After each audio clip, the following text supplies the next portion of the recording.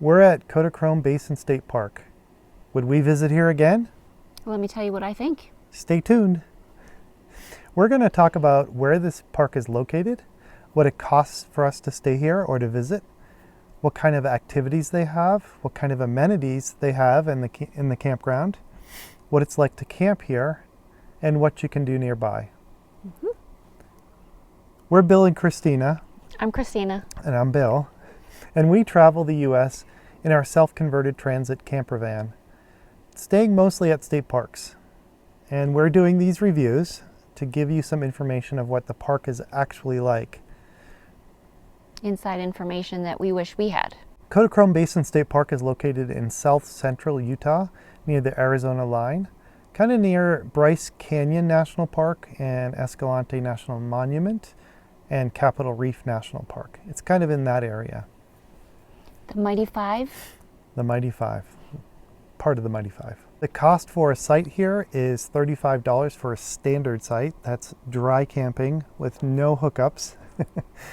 Or $45 with some hookups, all the way to full hookups. They're all the same price.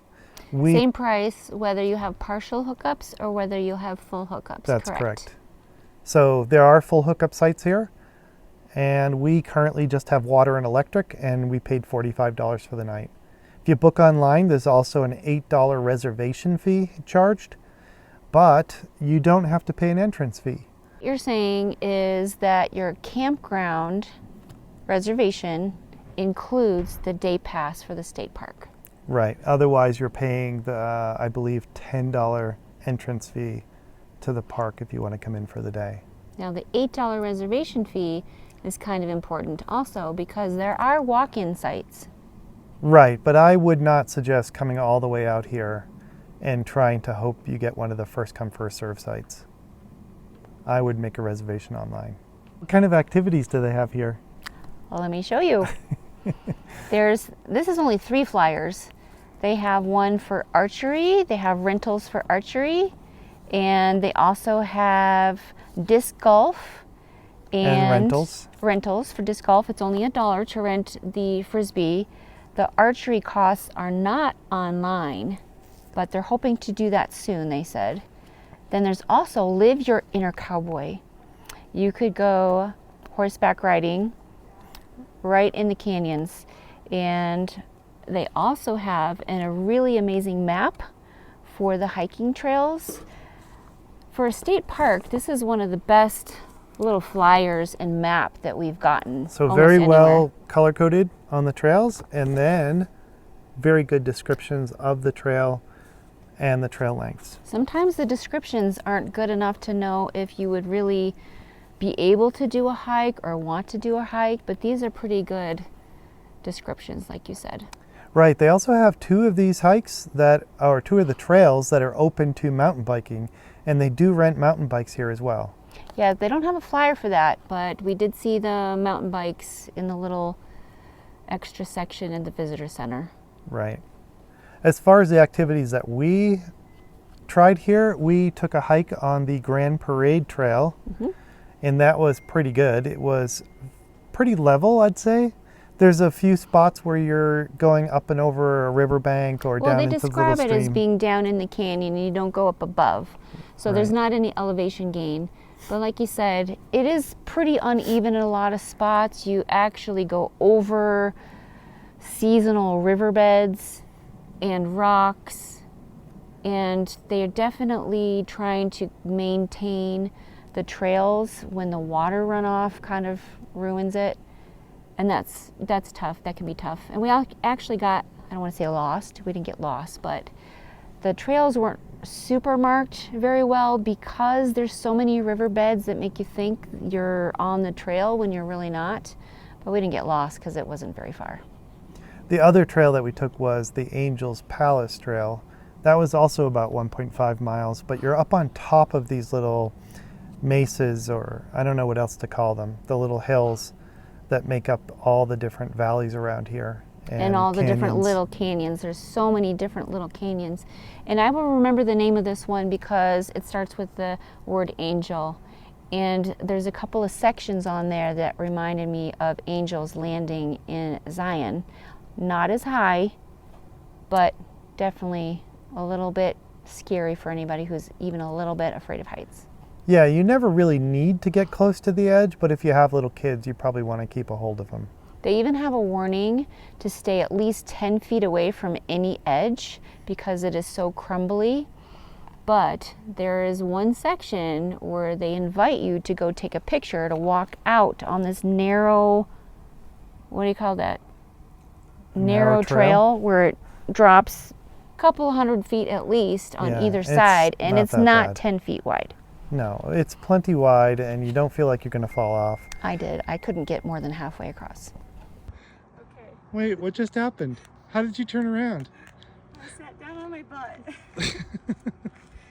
But you're definitely going to get great pictures. You're up above all the little canyons, and you can see pretty far off. And we'll drop some pictures in to show you what we were seeing from up there. It's pretty spectacular views. Very cool. We stayed at the basin. Wait, can we talk about that for another second? Sure. So, I don't know where the Kodachrome Basin name comes from, except for it is very colorful. So there is a couple of peaks, I would call them, that are almost an iridescent green, a lime green color, so beautiful, especially with the backdrop of the red rock right next to it. Pictures don't do it justice. Not at all.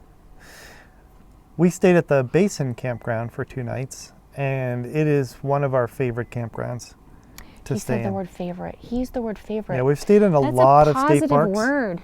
A lot of state park campgrounds, and this is pretty high up there. Why? I think it's a combination of things. This campground is pretty quiet. Very quiet. The sites are pretty level. Very level. We have. Are you just going to repeat everything that I say? Just keep Okay. going. Okay. The sites are very well spaced out from each other and have some pretty good screening with these Utah Cedar trees? junipers. Oh, Utah junipers. The amenities are really what sets this park apart, though. There's a lot of campgrounds that we've stayed at that have great sites, but lacking in amenities. There are phenomenal showers here. Phenomenal. They were tiled. They had the rainfall shower thing above you. They're free. They're hot. The water pressure was great. There were hooks, plenty of hooks in the shower stall with you. And they also had separate individual locking doors at a different shower facility if you want that. Extra privacy. Right. And let me tell you, the rain shower, and you also had a wand, and you could use both of them at the same time. The water pressure was great. Then you could decide just to have the rain shower and the water pressure was amazing. Or just use the wand and the water pressure was amazing. It wasn't buggy inside. There wasn't spider webs no anywhere. spiders. Clean. Flush toilets. They also had paper towels, like real paper towels. And it was motion censored paper towels. And what other state park have you ever been to where in the bathrooms they have toilet seat paper liners? We're getting too excited about bathrooms. That's a big deal for us, though. Normally, Staying at campgrounds. And normally we love our shower in the van. So we've decided that we don't even care to use a state park shower anymore. But when we saw these, They were so good that we used them. they were great. Yep. They also have a dishwashing station, trash dumpsters, a dump station. I know what you're going to say. What am She's I going to say the laundromat. There's a laundromat, a separate laundromat house. And not only is it its own building, but it's like a log cabin, Western log cabin. It's pretty cute. It's cute inside and it's cute outside. They have 4 washing machines and 4 dryers, although the washing machines, there wasn't even one that was oversized load, but that's okay. It's almost like you can do everything here without leaving. You could comfortably stay here for a week or 2 and not need to leave. But stock up on your food before you come. Yes. The campgrounds, there are 3 of them, have a variety of hookups. Mm-hmm. There are some sites that are standard with no hookups or dry camping. Did we already talk about that? Yes, What's standard mean? dry camping, no hookups. Then they have some that have water and electric and some that have full hookups. Mm-hmm. And those are the $45 a night. The standard is $35 a Wait night. a second.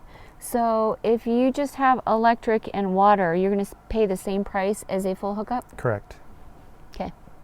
So you get sewer for free. Think of it that way. Yeah. The campground lacks in connectivity though. As usual for most state parks. Yeah, we're pretty used to it. There's pretty much no cell service here. Starlink is the way to go. We've been pretty happy with our Gen 3 Starlink mounted to the top of our van. And there are some taller of these junipers that are like kind of over the van, but the Gen 3 is working just There's fine two, through one them. there and one there. And I think most of the sites here, you would have ample view of the sky for Starlink. That's a good question. Now I wonder if this is a good dark sky park because we're far away from civilization. Maybe. I don't think it's supposed to be cloudy tonight, so we'll check it out. This campground is big rig friendly. We talked to another couple that had a 37 or 38 foot Class A with a tow, and they said they would have no problem fitting into most of the sites in here. Check the site lengths, of course, but they said they would have no trouble driving around the loop. Now, some of the sites I noticed, and maybe it's good for big rigs or trailing a camper, but some of them are right on the road. It just feels like kind of a pull off on the road. Doesn't feel as much like it's your private campground site. No, but if your rig is on the road and then you're facing into the little wooded area, yeah, and that's true. where your picnic table and your fire ring is, I think you'd be fine. You'd be fine, but it's not as private if you have one of the spots that's right off of the road. I guess so, Because you yeah. have windows too on the other side, and so you would see people or hear people bicycling I think around. it'll be fine. They're spaced out well enough. It would be fine, but just saying that's just a little, I would want to pick a different one if I had the choice. So the overall vibe of this campground feels very, very quiet to us. We're a long way from any highway or civilization. Very quiet. And generally, Remote. I think when there's a campground that has sites big enough for people who usually stay for a week or more, that's the case. It's a little bit more quiet, a little bit more private. This definitely doesn't feel like the kind of place where people come and have, big gatherings, reunions, or big parties. I agree with that. Guided horse rides. Okay. What do you think they were going to do? Give you your horse? Just let you go? The state park does have a little camp store. They sell some nice ice cream. They sell hats and shirts, little snacks, things for your campsite. But that's about it. You're not going to be stocking up on your groceries at the store. You think? No, definitely not. The nearest town is probably 10 miles away, about 20 minutes out of the park, and I think they had a gas station and a convenience store, and that's about it. The ice cream, by the way, does seem very worth it. The buckets were like this big and looked like really good ice cream. Yep.